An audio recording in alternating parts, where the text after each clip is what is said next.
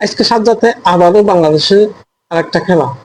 তা আমরা সবাই আসলে বেহায়ার মতন বাংলাদেশের খেলা দেখার জন্য আবার বসে থাকি। এতবার হারার পরও, এতবার দেউলিয়া, এতবার আউলিয়া হওয়ার পরেও কিন্তু আমরা আবারও কিন্তু বাংলাদেশের এই টিকটক টিমে খেলা দেখার জন্য আবারও সাজে করে দিলে বসে যায় খেলা দেখার জন্য। তো আজকের খেলাটা হচ্ছে আফগানিস্তানের সঙ্গে। আফগানিস্তান প্রথমে 151 রানের টার্গেট দিচ্ছে বাংলাদেশকে। এখন দেখা যাক বাংলাদেশের হবে নীলমণিরা কি করতে পারে।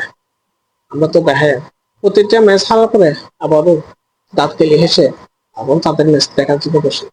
কিছু করার নাই তো ভাই, এই একটা মাত্র বিনোদন আছে ক্রিকেট খেলা, সেটাই দেখার জন্য আসলে আমরা আশায় বুক বেঁধে বসে থাকি আর কি। কিছু করার নাই, তারা বারবার আমাদেরকে দুঃখ দিল, আবারও বসে আবারও তাদের খেলা দেখি। এ হলো আমাদের কপাল। তো সব ভালো থাকবেন।